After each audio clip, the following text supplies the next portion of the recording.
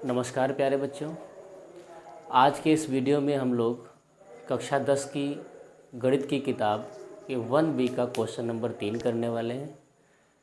Question number 3 में अभाज्य गुणनखंड विधि के द्वारा लासा और मासा निकालना सीखेंगे। बच्चों, इसके पहले लासा और मासा भाग विधि से हम लोगों ने लगाए हैं और सीखे भी हैं।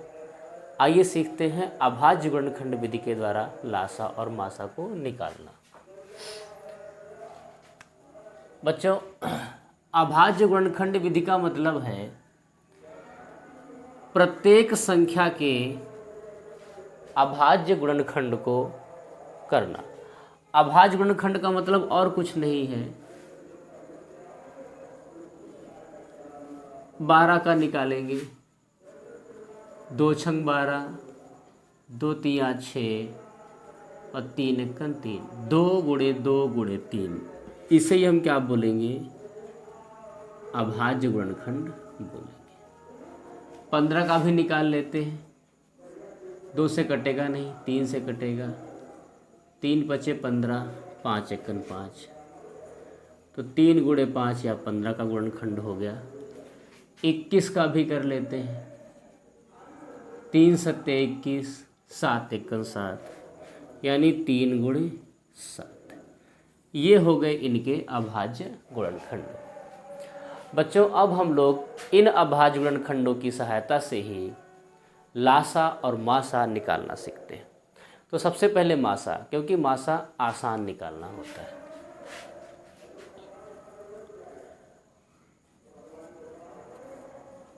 मासा वह संख्या होती है जो इन तीनों में कॉमन हो। मासा वह संख्या होती है जो दी गई सभी संख्याओं में कॉमन हो। अब ढूंढिए कौन सी संख्या सभी में कॉमन है। क्या 2 सब में कॉमन है? नहीं। क्या ये 2 सभी में कॉमन है? नहीं।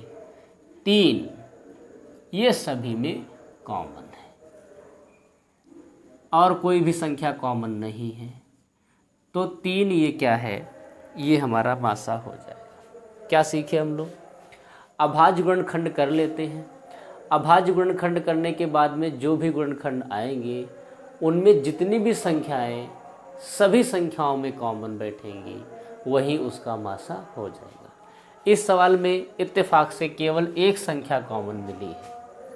अगर प्रत्येक जगह पे 2-2 होता तो यहाँ 2 भी लिख लिया जाता, तब यहाँ 3 दूनी 6 आंसर होता। तो मासा संख्या क्या हुई? मासा संख्या हुई जो प्रत्येक जगह पर, हर जगह पर कॉमन है। लासा कैसे निकालेंगे? लासा वह संख्या होती है जिसमें सभी संख्याएं ली जाती हैं,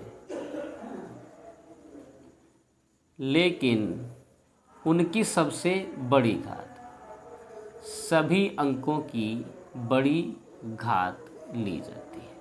इसका मतलब समझिए, सभी अंकों की बड़ी घात का मतलब समझिए। इसको हम कन्वर्ट करेंगे 2 की घात 2 और 3 की घात 1 में।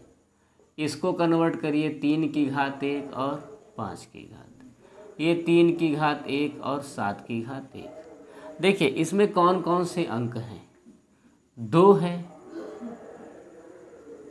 3 है, 5 है और 7 है। बताइए कोई और इसके अलावा अंक है?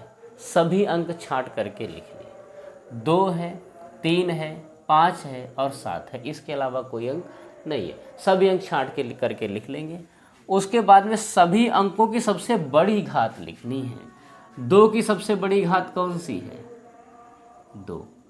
3 की सबसे बड़ी घात कौन सी है? 1 ही है। 5 की सबसे बड़ी घात, 5 तो अकेला है तो 1 ही है। 7 की सबसे बड़ी घात कितनी है? 1 है। 2 दूनी 4, 3 की घात 1 का 3, 5 की घात 1 और 7 की घात 1। इन सभी को गुणा कर लेंगे तो हमारा लासा आ जाएगा। 4 तिया 12, 12 पंचे 60 गुणे 7, 7 छंग 42, 7 छंग 42। ठीक, तो 420 इसका लासा हो गया। फिर से रिवाइज कर लेते हैं। लासा और मासा हम लोग भाग विधि से निकाल सकते हैं और अभाज्य गुणनखंड विधि से निकाल सकते हैं। अभाज्य गुणनखंड विधि में बच्चों हम लोग दी हुई प्रत्येक संख्या का अभाज्य गुणनखंड निकालते हैं। अभाज्य गुणनखंड नाम कठिन है, लेकिन ये सब बच्चे कर लेते हैं, बच्चों के बाएं हाथ का खेल है। ऐसे निकाल लेंगे अभाज्य गुणनखंड।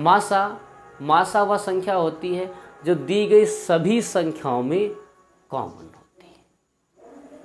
और लासा कौन संख्या होती है? लासा निकालने के लिए जितने भी अंक दिए हैं वो सभी आप लिख लें। उसके बाद में हमें सबसे बड़ी घात उस अंक की ढूंढ लेनी है, जहाँ कहीं भी मिले। छोटी घात पे ध्यान नहीं देना है, सबसे बड़ी घात को लिख लेते हैं, वही हमारा आंसर हो जाएगा। उम्मीद है आपको ये विधि बिल्कुल सरल तरीके से आपको बताई गई है। उम्मीद है आपको ये बात समझ में आई होगी। अगले वीडियो में हम लोग इसका एक और एग्जाम्पल करेंगे, उसके बाद में अगले मेथड की ओर आगे बढ़ेंगे। हमारे साथ जुड़े रहिए, संकल्प 333 के साथ पढ़ते हैं।